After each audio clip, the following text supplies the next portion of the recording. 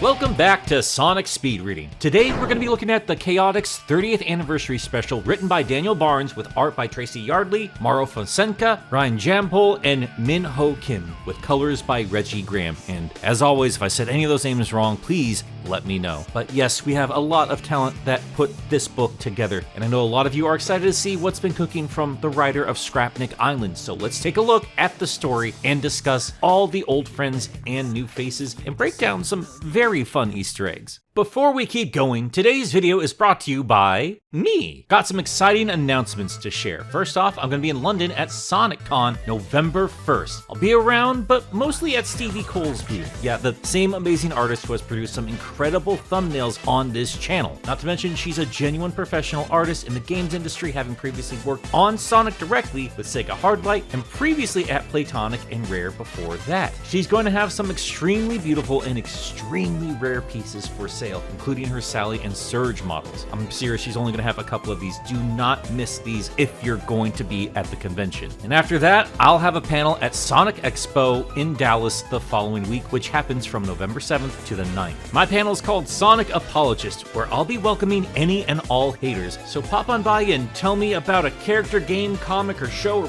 whatever else that you despise, and we will debate and see if we can justify if it belongs in the Sonic franchise. You don't want to miss it. On top of all of that, I finally have merch available. We'll have special releases on occasion, so please be sure you go check that out. I'll have a link in the description. So if any of that sounds cool, please check it out, and I'll see you all in London and Dallas.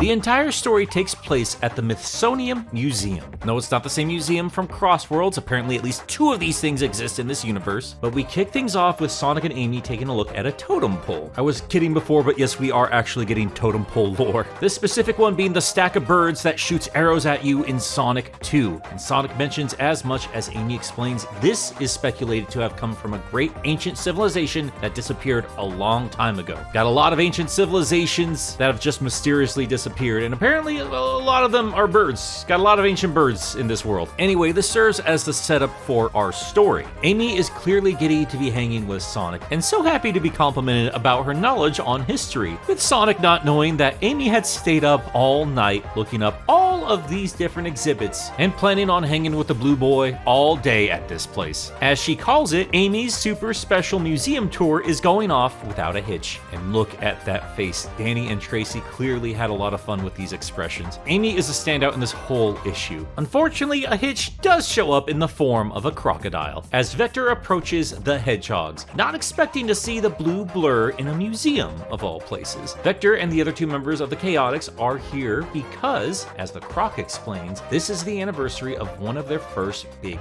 cases. Now, I don't know if this is the 1-year anniversary. I imagine they got to keep it vague because obviously this is a celebration of the 30th anniversary, but it also made me realize they could not be detectives for that long because Charmy is still technically a little kid, and he does exist in the classic continuity because Knuckles Chaotix happened, so I don't know, best not to think about it too much. Whatever the case, Sonic is intrigued and asks Vector to give him some deets. Amy is clearly not too keen on it, but unfortunately, this isn't her special, as Vector sets the mood and we transition into a Sin City-styled black and white flashback, and Vector's narration follows suit. Business was slow, leads were dry, and morale was shot. I was running on fumes, Chaos Cola, and regret. The Chaos Cola, once again, being a cute stand-in for any other harder substance they can't reference, but this is when they get a call from a nervous girl named Magani, desperate and begging for their services. So they head to her place of work, that of course being the museum. Also just love the Frank Miller-styled heavy rain splashing onto Vector's car, with no top on it, so all three of these dudes are getting soaked. They head into the museum and meet the headmaster, who is on the intercom, scolding undergraduates. This angry old buzzard is known as Valdis, a retired archaeologist, and as Vector describes him, a bitter, condescending old fossil who belonged in the museum. The vulture looked them over and was clearly skeptical, and even the crocodile can't blame him considering how new they were and how weird of a crew they were. Valdis hands over a card, something quickly deduced by Charmy, and I will tell you now, Charmy is exceptionally adorable in this story, which is not something I say very often about the character, but Vector immediately recognizes this as the calling card of the elusive master thief known only as Enigma, also known as the Ghost of the Black Sands. Did Danny just drop a new location for us? I want an Egyptian themed level with literal black sand, that'd be sick. But yeah, the card says the shadows lay claim to all. And receiving this card means that Enigma plans to hit the museum soon, most likely that very night. But what they intend to steal, nobody knows. That's why the Vulture tasked his assistant to hire the Chaotix, but he says, quite frankly, he finds her choice rather dubious, as Charmy accidentally breaks a vase. So yeah, these bumbling newbies are tasked with taking down a master thief and figuring out what they intend to steal. And even back then, Vector knew they were in over their heads. But as he finishes up his part of the story, he says he was too fired up and too dumb to quit. And this brings us back to the present. And before he can continue his story, he notices that the hedgehogs have already taken their leave. So we catch up with Sonic and Amy in a feudal Japan section of the museum, where she's explaining an armor being worn by Eastern Mountain Warlord. And yeah, I'll be honest, I don't know if this is really calling back to anything. Best I got is Aquatic Park from Sonic Colors. But hey, this would still be a fun tease at some potential Eastern lore in the world of Sonic. They could talk about how unpopular blue hedgehogs were in that region of the world, despite everyone's best efforts to make it a thing. Anyway, Amy explains that the people rose up against the warlords using the art of ninjutsu, and their secret weapon were these giant armor-piercing ninja stars known as shuriken. And then here comes Espio sounding like my comment section.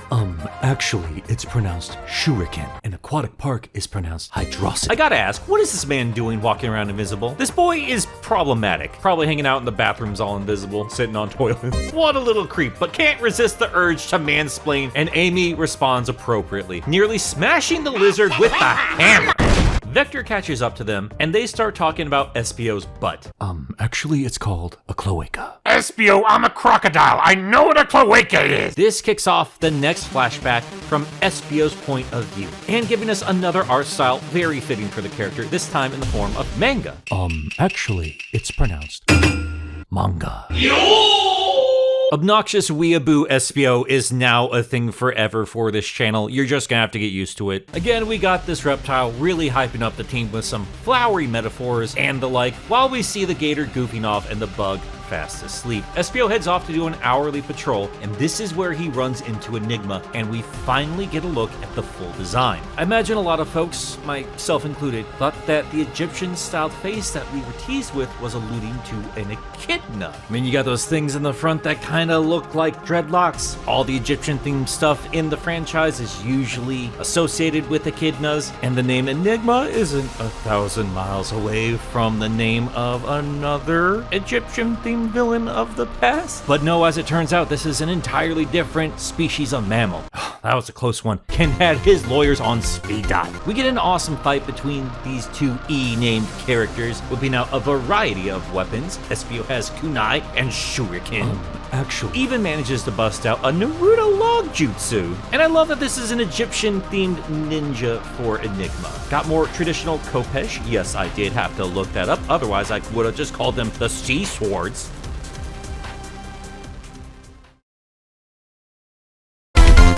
But outside of those, they also have an Ankh kunai, just very on brand, and the design is cool as hell. Also, always a treat to see Espio cut loose. But while they're fighting, a kunai launches into a stand for one of the displays, and you can see that both fighters did not want this to happen. But Espio is quick to catch what we find out to be the fabled Crystal Lotus of Cascade City.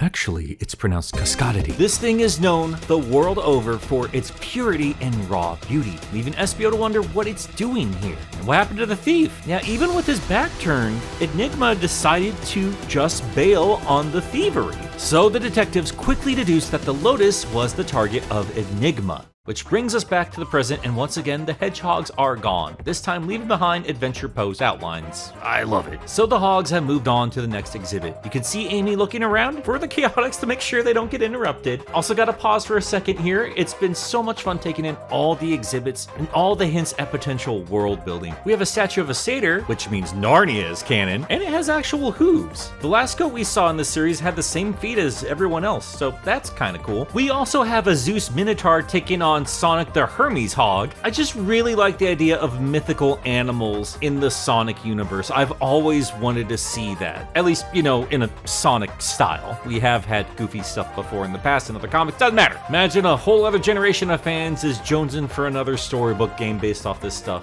Anyway, Sonic asks Amy to explain what's going on with the vase in front of him when Charmy pops out, causing Amy to do a Peanuts face. I love that Charmy is just playing hide and seek with nobody. Like, the boy just showed up to the museum and just sat in a vase waiting for anybody to pop by. So a huffy Amy says, let me guess, you want to tell us about the anniversary of your big case? But the bee has no idea what she's talking about. But unfortunately for the pink hedgehog, the reptiles appear out of nowhere to remind him. Now Amy has been quietly fuming for this whole comic, just wanting some time with the blue boy, but she's cock-blocked left and right by the main characters of this story. For detectives, they're a bit oblivious, but Sonic's been picking up on her energy. So he pulls her aside and asks if they can just listen to Charmy's story, because it sounds like they're nearly done, and afterwards they can just take in the museum. So Censor Boy is taking notice of her and, you know, giving a damn. She chills out and perks up, and everyone gathers around to hear Charmy's take on this story. And good golly, it's adorable, and we get a ridiculous crayon art style from his perspective. And he just tells it like it is, even if he's having a hard time pronouncing big words, talking about Espio being grumpy because he lost the thief, and after all the other shenanigans from the previous evening, the trio bust open the door of the Vulture's office, who is mad as hell because he's in the middle of his morning announcements and says he's very old and mean. I've never related so hard to a Sonic character. Espio says he knows about this shiny thing because he travels and knows ninja things, and he knows this comes from Casserole City.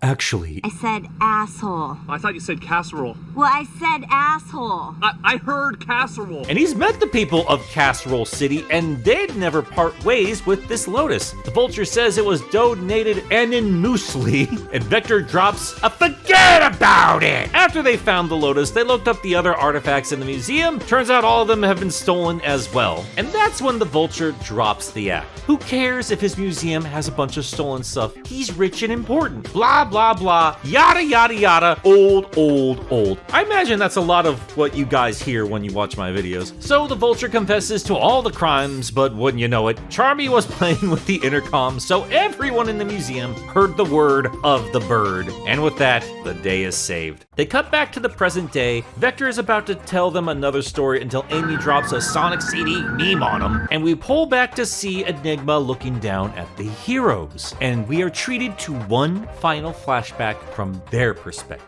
No goofy art styles, no flourish on the details, implying this is as straightforward as this memory can be. We see the Vulture being chased away from the museum as his assistant, Megami, watches on, turning away and entering a door to the Japanese exhibit and up to the Crystal Lotus, clearly intending to take it for herself. But she's interrupted by Vector saying that he was looking everywhere for her. He just wanted to see how she was doing. After all, she probably wasn't expecting to come into work to see her boss get arrested. Vector apologizes, saying she'd probably have to get a new job now. And as he walks away, he says that if she ever needs detective work, the next case is on the house. And as Megami waves him off, she breathes a sigh of relief. But then my boy Vector pulls a Columbo and drops an O and one more thing, and throws something her way, which she catches without fail. Pretty interesting considering how clumsy she's supposed to be. And that thing is the calling card of Enigma. Vector, with a grin, tells her, "Don't forget your card." And we finally see the eyes behind Megami's glasses as the nervous nature drops and is replaced with a sinister grin. If you have not figured it out yet, with the name Megami being an anagram, or that Shadows lay claim to all line on the front cover being right next to the only character casting a shadow, or just the general shape of said character, Vector had figured out the final mystery of the night. Megami is Enigma, and we finally get a bit of her in her dialogue. Valdez had insisted on hiring detectives, and since she was planning on robbing the museum, she hired what she had assumed to be the very worst detectives out there. Instead, she had underestimated them, and is now here on the anniversary of the very first time she was ever bested. All those years of flawless heists were so dull. It feels good to finally have worthy opponents. And to herself, she wishes a happy anniversary to the detectives. And until next time, this case is closed. But hold on for just a minute, because we ain't done. The final panel of the Chaotix anniversary gifts us with so many Easter eggs. Got Fleetway's Ring of Eternity, got some love for the artist Mick McMahon, and Johnny Lightfoot is alive and allowed to grow old. And most importantly, Sally's back!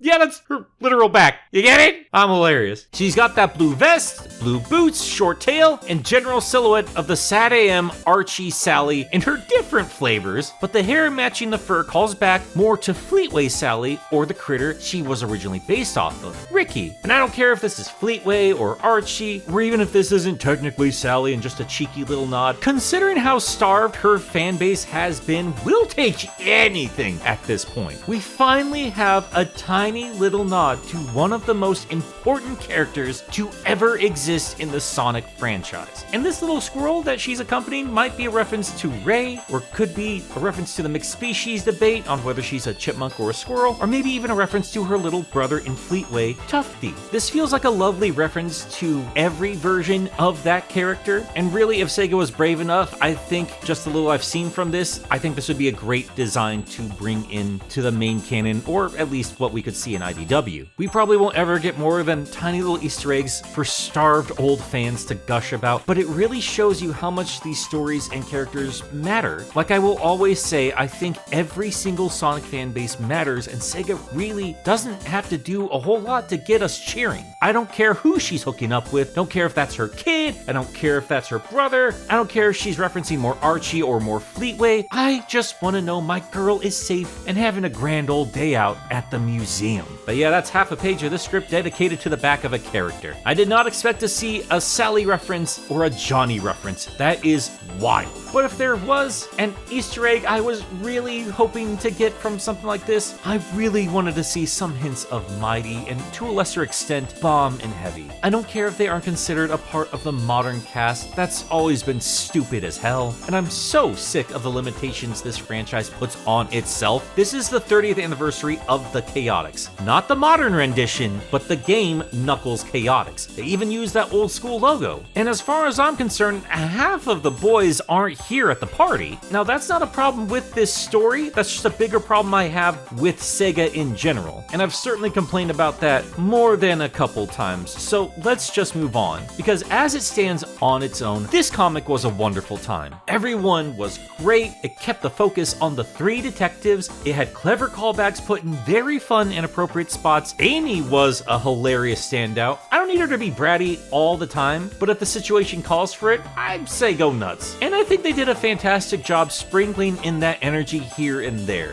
Vector has shown that he can be a goofy dude, but when it boils down to it, he is a fantastic detective. Espio got to show off some incredible fighting prowess, and Charmy was actually funny, which is not something I have ever said ever about the character. And while he is a little kid, they still did a great job showing that he's gonna grow up to be one of the greats. And while these three seem like a cartoonish mess of a team, we got to see them solve the case. They got the job done. Some of the twists are fairly predictable, but that's not where the fun is. I didn't expect a subtle commentary on museums in general. That is kind of a complaint. Like, yeah, museums are important, and I'm glad that the public has a chance to witness some important pieces of culture, but you dig deep enough, you will find stories of museums basically stealing some things that they're putting on display. way. So I'm proud they went with that angle. It wasn't just as simple as there's a bad guy, they're stealing a thing, figure out who the bad guy is. That was just an afterthought after all the business with Valdis. And speaking of that thief, I do think it's a little funny that the comics are introducing two different thieves around the same time. But that said, I really love Enigma, which is saying something because we didn't get a whole lot of the character, but what we saw was awesome. It's about time we got another green baddie. You can take that term however you'd like. And no, she's not an echidna, but she is instead a jackal. And while I do love my callbacks to older Archie characters or Fleetway characters, you heard me ramble on about Sally for crying out loud. All that said, I'm so incredibly thankful that this character is a jackal. I know it's predictable, but I have always wanted an Anubis-styled Egyptian-themed villain for the Sonic series. It had to happen. It should have happened ages ago. And it's finally here, and she looks rad as hell. And man, it's so clever to show off a satyr and a minotaur while you're introducing an Egyptian jackal. Could not have picked a more appropriate place to introduce this character. Also, how cool is it that the Chaotix now have their own villain? Not like just a Sonic villain, but one that's aimed exclusively at the detectives. Again, it's only a shame in terms of storytelling that we're not getting to spend a whole lot of time with Megami or Valdis outside of those flashbacks, but they serve their purpose, and there's only so many pages that you can work with here, and I would rather keep the focus on the Chaotix, and Daniel did a great job finding their voices. I like all three characters more by the end of this book than I did going into it, and that to me is a sign of a job well done. Love the story, love the different art styles, love the characterizations, love the humor, love the references and Easter eggs, made me care about characters I already know and love, and made me excited for the potential world building and what could be next with the new characters. Give me more Chaotix, give me more ancient history, give me more mythical Sonic creatures. I want to see a jackalope. No, it's not as deep as some other Sonic stories can be, but these are cartoon animals, and sometimes I just want them to have a good time, especially characters that don't get a lot of chance to shine. And to me, this is easily one of the best one-shot specials produced in the IDW Sonic line. Had me smiling the whole way through. I would read an entire line of Chaotix books like this, and this is certainly a lot better than last year's Halloween special. I'm sorry, but there's a reason I didn't even bother reading it on this channel. But if my patrons and channel members want me to cover that in an exclusive video, I'd be happy to do that. So if you can, please support. And either way, let me know what you guys thought of this comic. Did I miss any Easter eggs? Did you have your own thoughts on this new character? And before I go, I want to give a special shout out to my new YouTube members, SS Sonku and Kevin.jr20. Appreciate you guys so much. I'm still not super used to how the membership stuff works, but I am figuring that out. So thank you for your patience. Getting some emotes set up, and I'm going to get those badges put up for you, as well as all the other exclusives that I'm going to be giving to Patreons as well. And hey, if you do want to help out the channel, you can do so as well. I'm going to see if I can get some things going with that new store I set up. Also, I do get a commission from Figgies if you guys use that link. So if you're going to grab those anyways, please use my link. Gets you a little bit of a discount. But yeah, members and patrons get access to our server. They get some exclusive videos. I just put up a video about the religious symbols of Sonic. It was a great conversation with my buddy Trey Nobles. Put up a Mecha Sonic toy review. Other fun stuff like that. Like I said, I'm probably going to be doing the seasonal comics there because I don't really see any other place I can put them except for the hardcore fans that really want my take on those. I'm just rambling at this point. I'm really excited to get all this stuff going. Got sidetracked there, but I do, again, want to thank the $5 tier members over on Patreon. I've been switching around the words Patreon and patron in the wrong spaces. I'm so sorry. Anyway, thank you to Cyrus the Skeptic, Josh Strider, Trey Nobles, Tiny Jericho, Ginger Bob, Jack of All Spades, Tristan Trapp, Meekers, Bo Bennings, Quote, Resident Fanboy, Miles the Prower, Singer J199, Sam Webster, Dwight Graham, Fishflop, L, last name, The Bad Pal, Jonathan Dobbs, Clover, Chad, and Mr. SP, Cecil the Gallade, The Dark Neon, Stefan Placonica, 3 Monic, Graham J. Hall, Lenny X, Wayne is Boss, David 20 Covers, Trash Baphomet, Enerjack 5, Grayson Conager, Xerxes the Renegade Jin, Ven 101, Sindarin 7, Twilord, Crimson Rose, Roxas the Cat, Godzilla, Makuta of Salt, Alexander Watson, Neil Gampa, Conan Kudo, the Lex the most powerful ship in the 2 universes, Kaido Prower, my new cat is holding me hostage, help feel that. Half of this thing was recorded with a kitty on my lap. Pen Adelaide, Daza S, a Mew is not beating the Tails allegations. Still don't know what those allegations are. Still don't know what those are. Anyway, just another evil robot clone seeking revenge. Gob, the RSI, Salem Hollow, Siegfried Wilder, Naburnyard, KB, My Great Roll. Why did I say roll? My Great Rolls. Ugh. If you're sticking around at this point, I just assume you enjoy hearing me flub up names and be a complete goofball, so thanks for hanging around. Where was I? Cho Henshin, one more Sonic Robot, Saki Clips, Nilaush, Mika Hedgehog, David Slayer 05, Gideon Wells, Devil 115, Isaac Holcroft, and Tyler Fauntleroy. Again, folks, if I'm saying any of those names incorrectly, please let me know. But thank you so much for all of your support. Got a lot of videos planned very soon. I do apologize for the delay on the Crossworlds review, but yeah, they keep coming out with DLC, so you know, it'll always be fresh. But yeah, got a lot of fun stuff coming very soon. But until next time, toot toot, Sonic Warriors!